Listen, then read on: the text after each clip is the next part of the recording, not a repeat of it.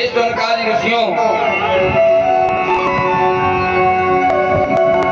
ब्रह्मा जी के द्वारा देवर्षि नारद ने भागवत महापुराण की कथा को श्रवण किया और सप्ताह 7 दिनों की कथा सुनना शौनकादियों से नारद जी ने 7 दिनों की कथा को श्रवण किया। अरे आज जब शौनक आदि महात्माओं ने ये सुना कि नारद जी ने 7 दिन भगवान की कथा को श्रवण किया तो प्रश्न कर दिया, बोले हे सूत जी, हे प्रभु हमें आप ये बताइए कि जब हमें तो ये पता है कि नारद जी 2 घड़ी से ज्यादा कहीं रुकते नहीं हैं, जब नारद जी 2 घड़ी से ज्यादा कहीं रुकते नहीं हैं तो इन्होंने श्रीमद् भागवत जी की कथा को 7 दिन निरंतर कैसे सुना? और ये भागवत की कथा 7 दिन ही क्यों, 8 क्यों नहीं हुए, ये 9 क्यों नहीं हुए? राम जी की पावन कथा रामचरितमानस सुनते होंगे आप लोग, जो 9 दिन होती है, भागवत की कथा 7 दिन ही क्यों हुई? 7 दिन की कथा सुनना कैसे होगा? तो श्री सूत जी कहते हैं, हे शौनकादि ऋषियों, हम तुम्हें एक पावन कथा सुनाते हैं। एकदा ही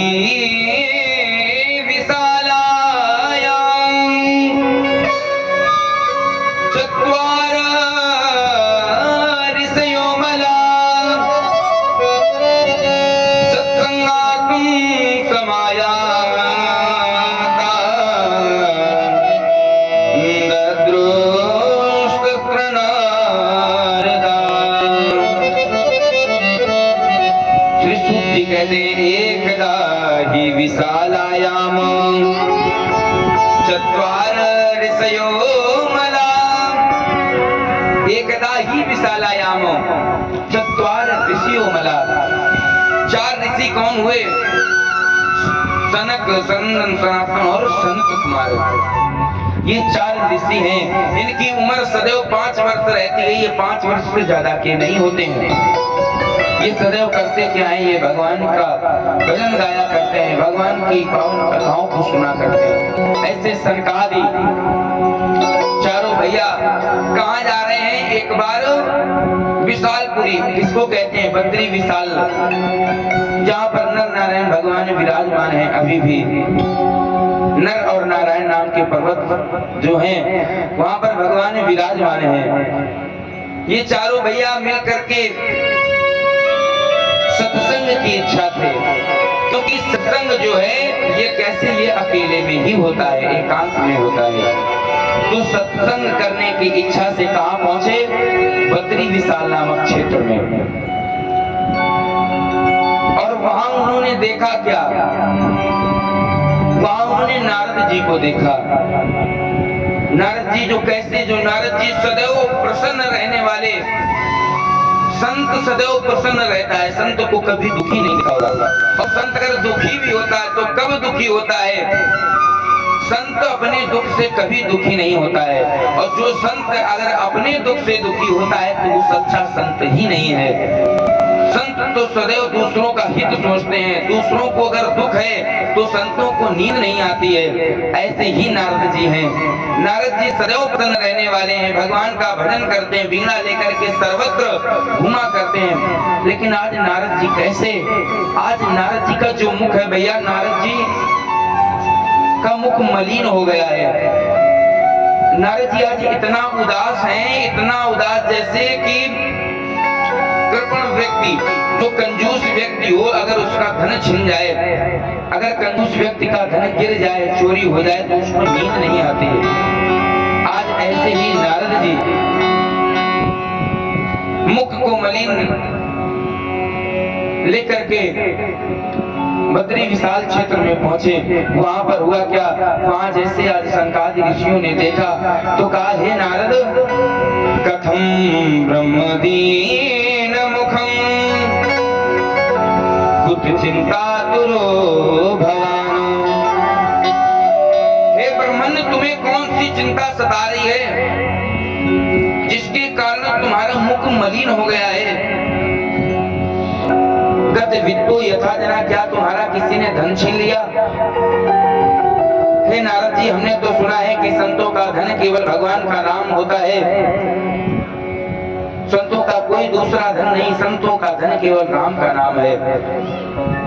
आप इतना उदास क्यों हो? नारद जी ने कहा, अपने भाइयों को प्रणाम किया, सरकार ऋषियों को प्रणाम किया और कहा, हे प्रभु, यदि आप पूछना ही चाहते हो, यदि आप पूछ रहे हो तो हम आपको बताना चाहते हैं, हमारा मुख मलिन क्यों है? नारद जी ने एक बार विचार किया कि चलो तीर्थ क्षेत्रों में चल करके सत्संग करना चाहिए।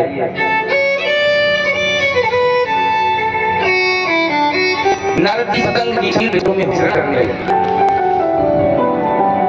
नारद जी कहते हैं कि एक बार हमारे मन में विचार आया कि चलो चल करके देखना चाहिए पृथ्वी में हो क्या रहा है। तो नारद जी कहाँ गए? अयम तो पृथ्वी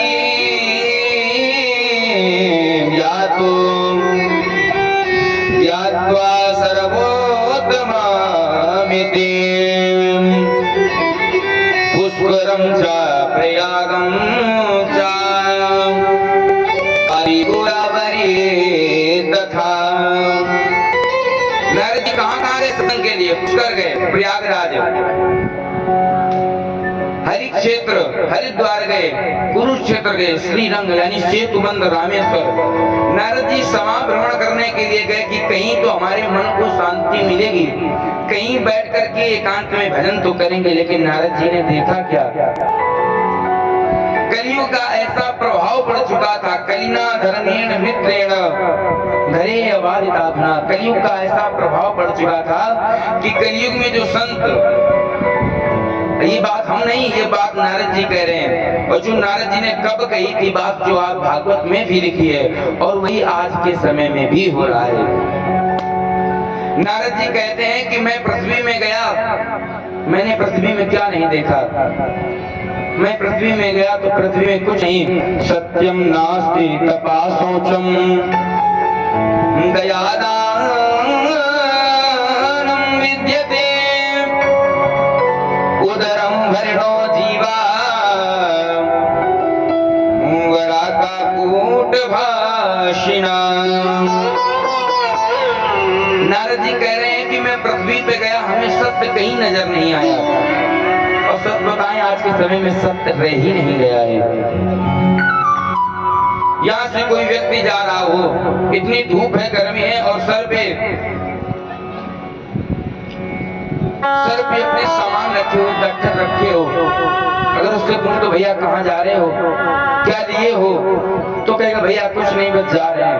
लिए है लेकिन बता नहीं सकता है।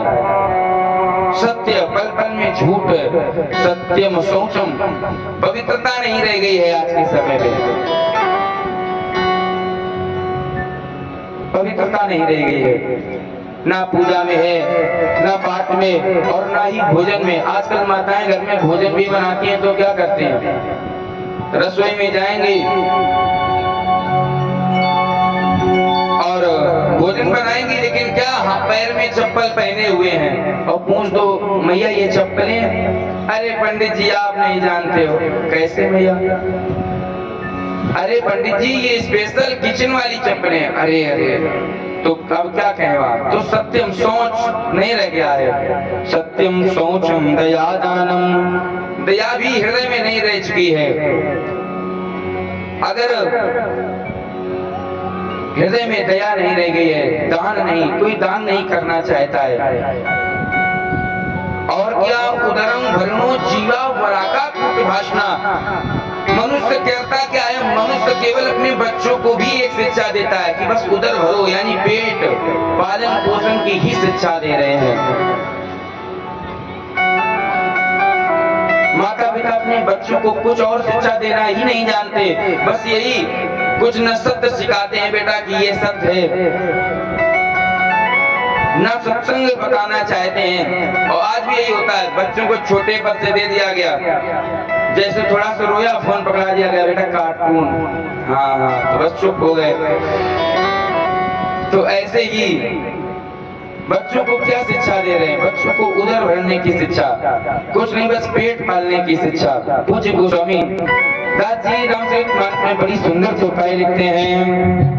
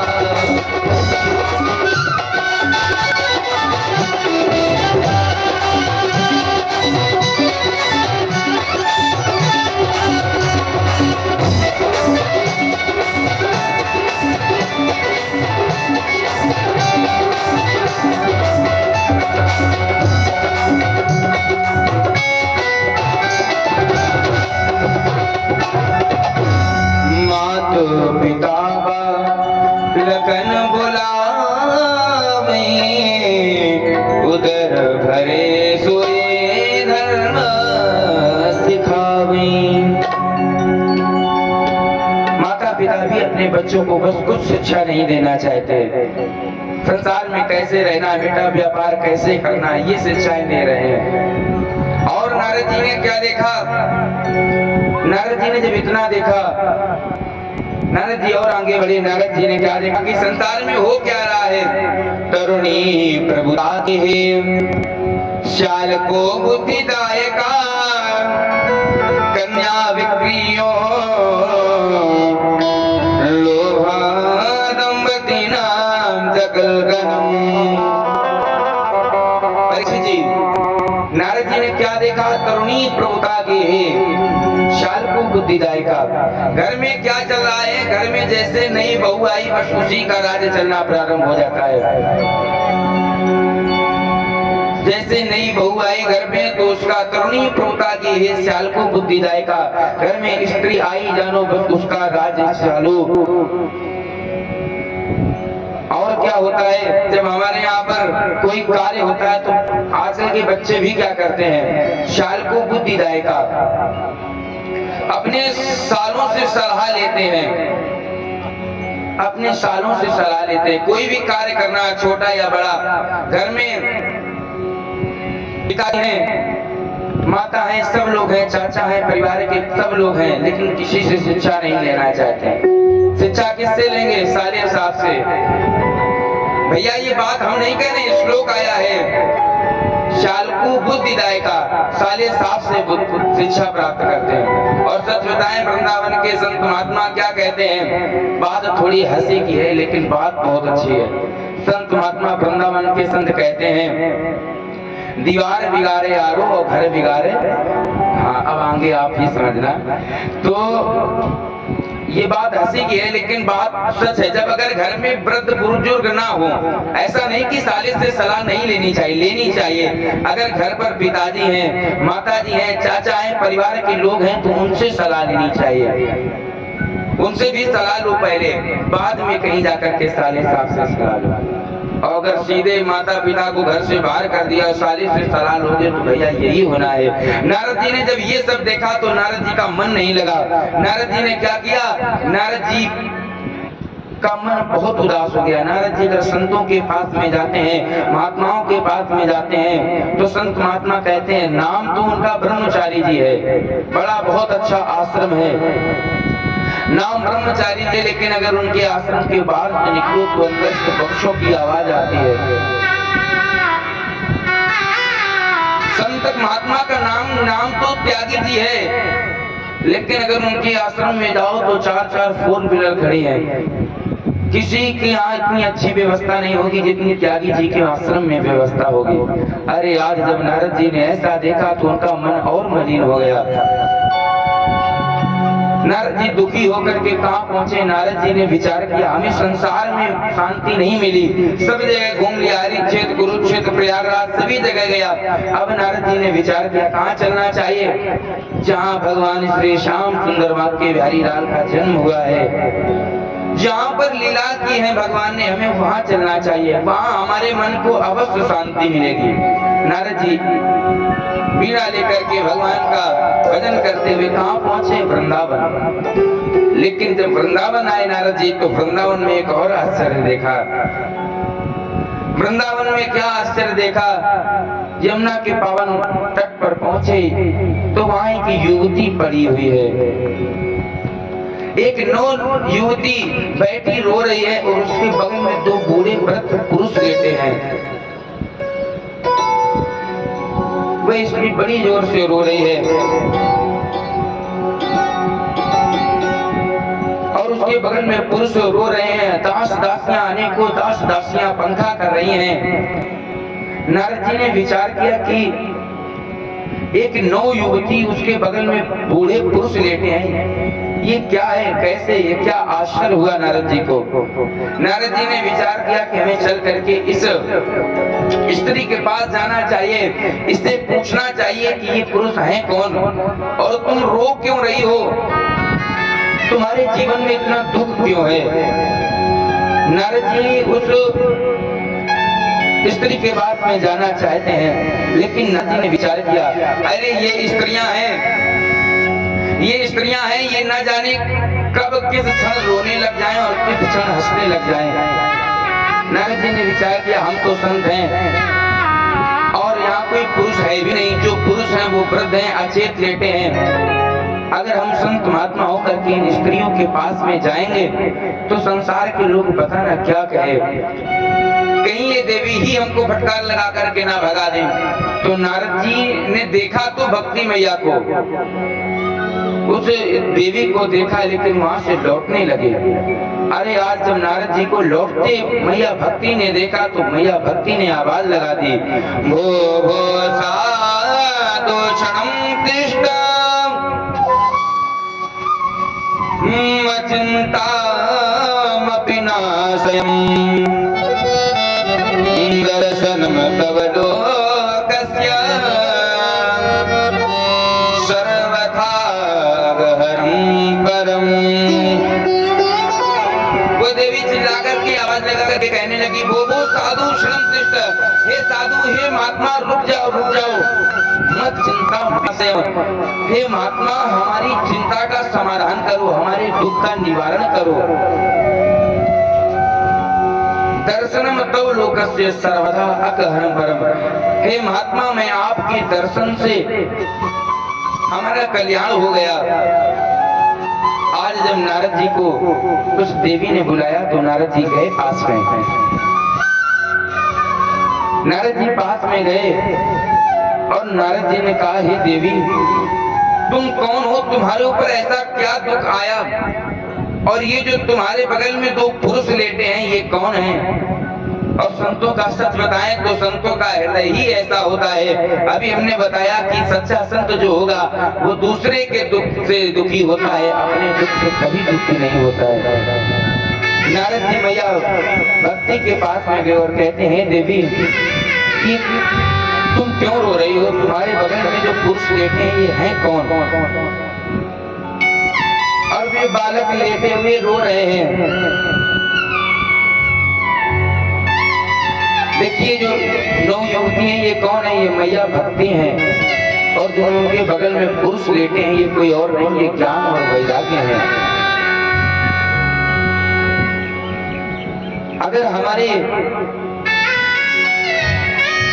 पास भक्ति है, और वो भक्ति कैसी, अगर निष्काम भक्ति नहीं होगी तो हमारे जीवन में कभी ज्ञान वैराग्य आ ही नहीं सकते हैं। तभी भक्ति कभी करें, कभी भी दिखावे के लिए पूजा नहीं करनी चाहिए। भले ही आप 10 मिनट करते हो पूजा तो 10 मिनट नहीं, आप 2 मिनट करें, लेकिन भक्ति के साथ में करनी चाहिए। निष्काम भाव से, कोई स्वार्थ नहीं होना चाहिए।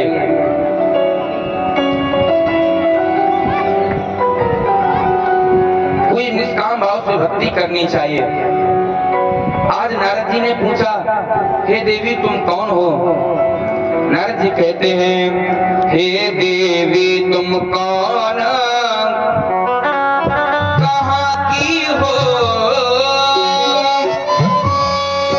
मेरा, हे देवी तुम कौन, कहाँ की हो, किस महापुरुष की जाई हो, मेरा सौभाग्य बढ़ाने को, हे देवी कहाँ से आई हो।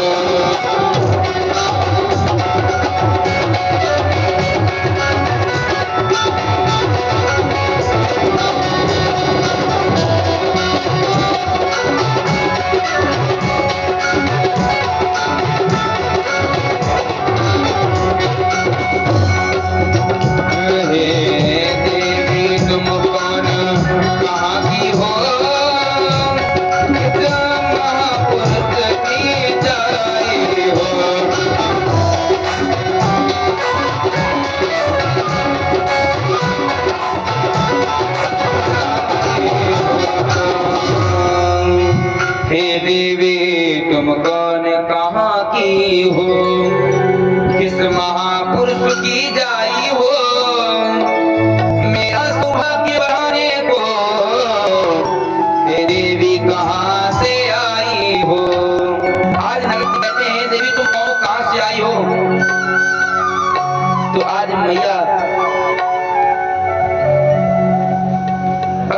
कहते हैं अहम भक्ति ख्याता इमो में तनयो मतो ज्ञान वैराग्य न मानो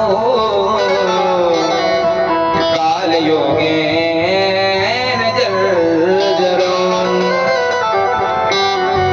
भक्ति कर रहे हैं अहम भक्ति रीति ख्याता इमो में तनियो मतो, मैं भक्ति के नाम से जानी जाती हूँ, पूरे संसार में मैं भक्ति के नाम से विख्यात हूँ। इमो में तनियो मतो, और ये जो अगल बगल दो वृद्ध पुरुष लेटे हैं ये कोई और नहीं, ये हमारे ही पुत्र। कौन? ज्ञान वैराग्य ना मानो काल युगे न जर्जरो, ये हमारे पुत्र ज्ञान और वैराग्य हैं, इनको काल की कलयुग के प्रभाव से ये जर्जर हो गए हैं। आज जब नारद जी ने ये बात को सुना, और भैया भक्ति कहते हैं क्या, मेरा नाम तो भक्ति है, मेरे पुत्र है, लेकिन मैं उत्पन्न कहाँ हुई? उत्पन्न त्रिवेणी साहब मृथी कर्नाटक गता क्वचिन महाराष्ट्र गुर्जे जीर्णता गता। भक्ति कहाँ उत्पन्न हुई? भक्ति सर्वप्रथम उत्पन्ना त्रिवेणी सहा, दक्षिण भारत में आप चले जाइए, दक्षिण भारत में आज भी भक्ति वैसे ही है। मैया भक्ति कहाँ? दक्षिण में उत्पन्न हुई। उत्पन्ना त्रिवेणी सा पृथ्वी कर्नाटके गदा, और मैया कह रहे मैं बड़ी कहाँ हुई? मेरा पालन पोषण कर्नाटक में मैं बड़ी हुई, मेरा पालन पोषण हुआ। क्वचिन महाराष्ट्र में, महाराष्ट्र भी रही, और जैसे ही मैं गुजरात आई जीर्णताम, जैसे मैं गुजरात आए पाखंड निर्धा संकार, जैसे मैं गुजरात आई वैसे ही क्या हुआ? मेरा खंडन हो गया, मैं खंडित हो गई, मैं अलग अलग हो गई, कोई भक्ति नहीं करने लगा। अरे मेरा वहां अपमान हुआ। मैया भक्ति कहती है मेरा वहां अब जब अपमान हुआ तो मैं अपने पुत्रों को लेकर के कहाँ आई? मैं अपने पुत्रों को लेकर के वृंदावन आई। वृंदावनम पुनः प्राप्यम नवीने स्वरूपिणी, और जैसे ही मैं वृंदावन आई तो मैं क्या, मैं पुनः पहले की जैसे मैं पहले थी नौ युवती हो गई। मैं वृंदावन आई और मैं पहले की तरह नौ युवती हो गई, लेकिन ये मेरे जो पुत्र ज्ञान और वैराग्य हैं ये क्या हो गए? ये जर्जर हो गए, इन्हें कलयुग ने घेर लिया। अब आप ही बताएं कि जिस माँ के सामने जिसके पुत्र वृद्ध अवस्था में लेटे हो वो माँ कैसे सुखी रह सकती है? अरे ये तो मैया भक्ति की बात हो गई, उनके पुत्र ज्ञान वैराग्य थे। अरे संसार के लोगों में अगर माता है और माता के भले ही 4 पुत्र हैं, माता के 4 पुत्र हैं, 4 में से 3 सही बने रहे, अगर एक पुत्र के चोट लग जाए, एक पुत्र के चोट लग जाए तो मैया से वो चोट देखी नहीं जाती है। पर जिन मैया भक्ति के 2 पुत्र ज्ञान और वैराग्य दोनों क्या, दोनों वृद्ध हो गए हो, वो मैया भक्ति कैसे सुखी रह सकते हैं? मैया भक्ति कहते हैं नारद जी से, ऋषिराज बात है मरने की, ऋषिराज बात है मरने की, लज्जा की खास निशानी है, बेटों का उधर बुढ़ापा है, बेटों का उधर बुढ़ापा है, मैया की इधर जवानी है।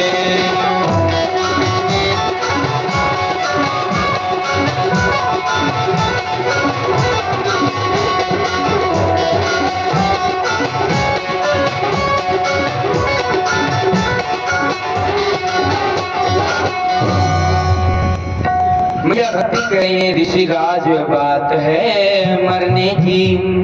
हे नारद जी, ऐसे जीवन को जीना बेकार है, अरे मेरा मर जाना ही सही है। आज मैया भक्ति ने नारद जी से कहा, हे नारद जी, अब मैं इस वृंदावन धाम को भी छोड़ करके चली जाऊंगी। आज जब नारद जी ने यह सुना कि मैया भक्ति कह रही कि नारद मैं वृंदावन को छोड़ करके चला जाऊंगा, वृंदावन को छोड़ के चली जाऊंगी, तो नारद जी कहने लगे,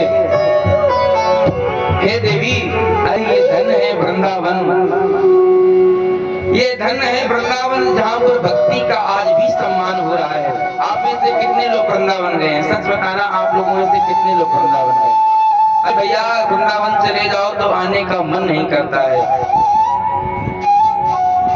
ऐसा है वृंदावन धाम। वृंदावन में आप जाओ तो रिक्शे वाले हार नहीं बजाते हैं, वो केवल राधे राधे ही बोलते हैं। लेकिन अब थोड़ा बदलाव हो गया, क्योंकि अब तो वो नहीं क्या इलेक्ट्रॉनिक वाले वो रिक्शे चल गए हैं ना, तब से रिक्शे फिर हारन आ गए। तो जब सुविधा हो जाएगी तो फिर राधे राधे कौन बोलता है, लेकिन बोलते हैं। लेकिन पहले जितना अच्छा था, जब साइकिल वाले जब रिक्शे चलते तो वो घंटी नहीं बजाते थे, लगवाते ही नहीं थे, केवल राधे राधे, और व्यक्ति अपने आप से रास्ता दे देता था। आज भी वृंदावन में भक्ति सदैव नृत्य करती है। नारद जी ने कहा, देवी, मैया भक्ति, तुम वृंदावन को छोड़ के ना जाओ, धन है वृंदावन जहाँ पर भक्ति आज भी नृत्य कर रही है। नारद जी कहते हैं, हे देवी, ये कलयुग का प्रभाव है, जिसके कारण ये तुम्हारे पुत्र दोनों जर्जर अवस्था को प्राप्त हो गए हैं।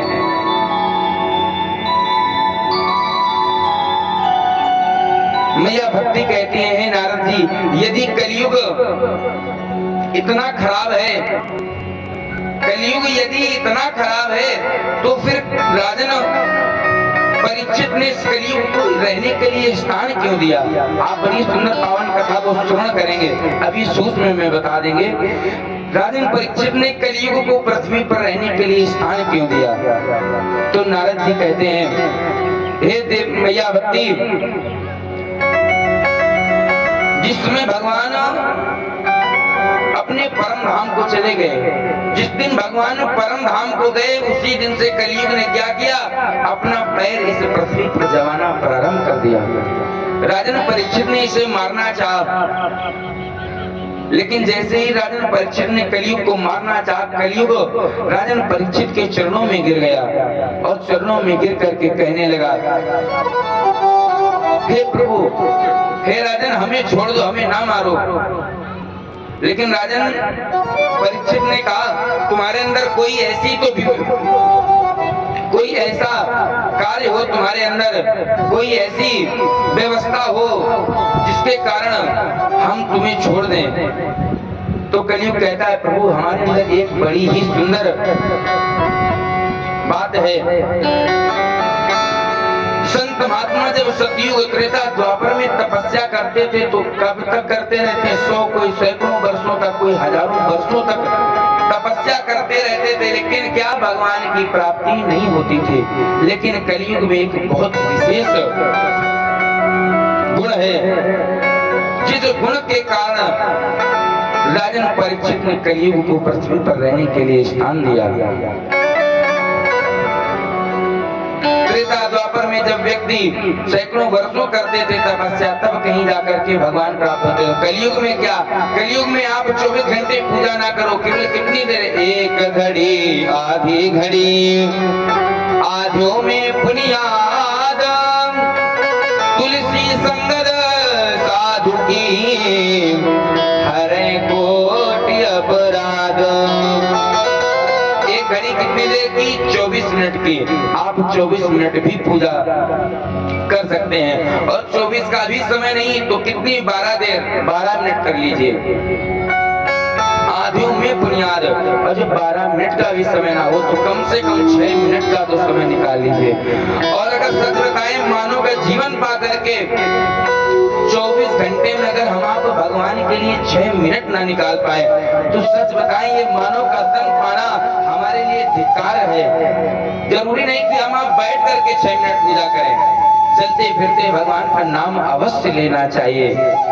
श्वास श्वास में राम भज, व्यथा श्वास मत खोय, ना जाने इस श्वास का आवन हो न होय। ये श्वास है, ये हमें गिनती की मिली है, हमें आपको ये श्वास गिनती की मिली है। कब इस श्वास का अंतिम समय हो जाए हमें आपको नहीं पता। तो कलयुग में कौन सा गुण है? कलयुग में नाम संकीर्तन, यत्फलम तप्ता न योगेन समाधिना तत्फलम लभते सम्यक कलौ केशव कीर्तनात्। कलयुग में सदैव सर्वदा भगवान का भजन कीर्तन करते रहो भैया, इसी से आपकी मुक्ति हो जाएगी। और देखिए हमने जब बैठे थे तब बताया था कि हम लोग कहाँ बैठे हैं? काल रूपी सर्प के मुख में। और 7 दिनों में आपको बस यही बताया जाएगा कि संसार से बचना कैसे है। देखो जाना तो सबको है, लेकिन मुक्ति कैसे हो यही भागवत जी में बताया जाएगा।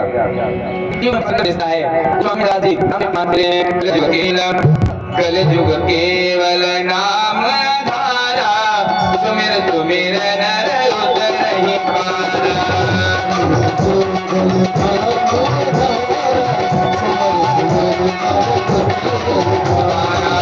कलयुग केवल नाम धारा, केवल उतर नहीं पारा।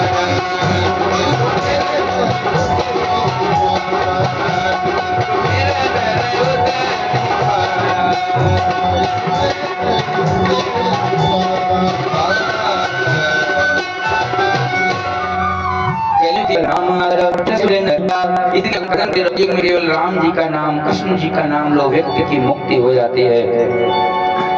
नारद जी कहते हैं मैया भक्ति बस इसी कारण से पृथ्वी पर कलयुग को रहने के लिए स्थान मिल गया। अब नारद जी कहते हैं हे देवी तुम परेशान है जो रहे हे वैराग्य उठो जागो। नारद जी आवाज लगा रहे हैं, लेकिन ज्ञान वैराग्य ऐसे उठने वाले नहीं हैं। नारद जी ने बहुत आवाज लगाई लेकिन नहीं उठे, तो नारद जी ने क्या किया? नारद जी ने वेद,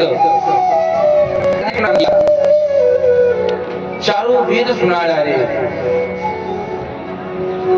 जब वेदों से भी कोई फर्क नहीं पड़ा तो नारद जी ने क्या किया?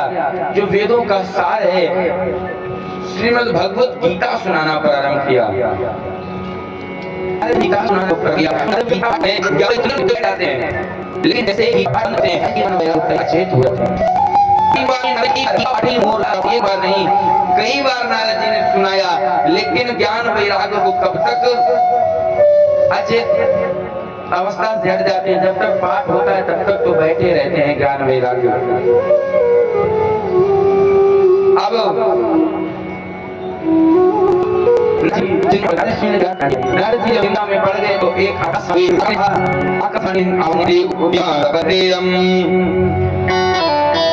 भविष्यति न संशया। हे नारद उद्यम करो, उद्यम करो, सफलता अवश्य मिलेगी। नारद जी ने जब आकाशवाणी को सुना तुम करो सदा अपने कभी गीता सुनाई, ये भी तो सत्कर्म ही है।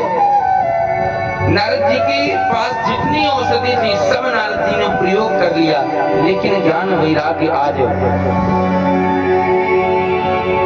मूर्छा से नहीं उठे। जब ज्ञान वैराग्य चला आ रहा हूँ, वेद सुनाए गीता सुनाए फिर भी इनको मुक्ति नहीं मिले। तो नारद जी ने कहा कि चलो हमें समझ में नहीं आ रहा तो क्या करना चाहिए? संतों के पास चलना चाहिए। नारद जी ने उठाई वीणा और संतों के पास जाने लगे। अरे जब संतों को पता हम देने आ रहे हैं तो संत महात्मा क्या, अरे जो संत महात्मा बैठे हैं उन्होंने क्या किया? अपना आसन लगा लिया, मौन हो गए और अपने शिष्यों से कह दिया कि अगर नारद जी आए तो कह देना कि महात्मा जी भी समाधि संतों के पास जाएगा। मान लीजिए जैसे हम आप यहाँ बैठे हैं और हमारे सामने हमसे ज्यादा जानकार व्यक्ति अगर आ जाए और वो हमसे पूछे कि शिक्षा ले